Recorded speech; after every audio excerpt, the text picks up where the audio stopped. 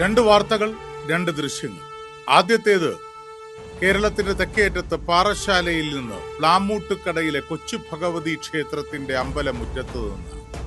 ആ ക്ഷേത്രത്തിന്റെ ഭാരവാഹികൾ ക്ഷേത്രമുറ്റത്ത് റമദാൻ മാസത്തിൽ നോമ്പ് തുറയൊരുക്കി ഇസ്ലാം മത വിശ്വാസികളുടെ ആചാരത്തെ തങ്ങളുടെ അമ്പലമുറ്റത്ത് ആഘോഷിച്ചതാണ് ആദ്യ കാഴ്ച. രണ്ടാമത്തെ ദൃശ്യം പ്രശസ്തമായ പാളയം പള്ളിയിലെ ജുമാ നമസ്കാരത്തിനിടെ ഇമാം നടത്തിയ പ്രഭാഷണത്തിലെ ഒരു ഭാഗമാണ്.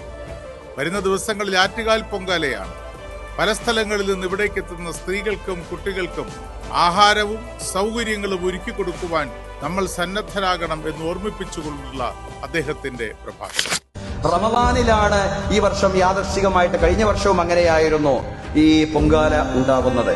ഏതായാലും റമദാനിന്റേതായ ഏറ്റവും നല്ല സന്തോഷത്തിന്റെ, സാഹോദര്യത്തിന്റെ, സ്നേഹത്തിന്റെ അനുഭവങ്ങൾ അവർക്ക് സമ്മാനിക്കുവാൻ, നമ്മുടെ സഹോദരിമാർക്കും അതുപോലെ തന്നെ അവരുടെ കുട്ടികൾക്കും സമ്മാനിക്കുവാൻ നമുക്ക് സാധ്യമാവണം. കുടിവെള്ളവും റമദാൻ വിഭവങ്ങളുമെല്ലാം അവർക്ക് നാം സമ്മാനിക്കണം. അവർക്ക് വിശ്രമിക്കാൻ സൗകര്യം ചെയ്തു കൊടുക്കണം.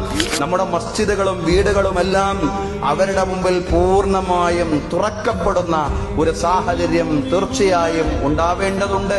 പറയുന്നത് കാമാഖ്യ നാരായൺ സിംഗിനോടാണ്. മൂപ്പരറിയാമല്ലോ, കേരള സ്റ്റോറിയുടെ സംവിധായകൻ. ഭായി, ഇത് പാറശാലയിലും പാളയത്തും മാത്രമല്ല, ഈ കേരളത്തിലെമ്പാടും ഇങ്ങനെ തന്നെ. എന്റെ മതം നിന്റെ മതം, എന്റെ വിശ്വാസം നിന്റെ വിശ്വാസം, എന്റെ കുടുംബം നിന്റെ കുടുംബം എന്നിങ്ങനെ രണ്ടായി കാണാറില്ല ഈ നാട്ടുകാർ.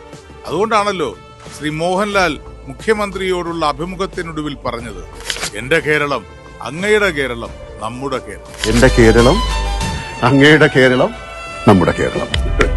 കാമാഖ്യ നാരായൺ സിംഗ്, ഇത് തന്നെയാണ് കേരള സ്റ്റോറി.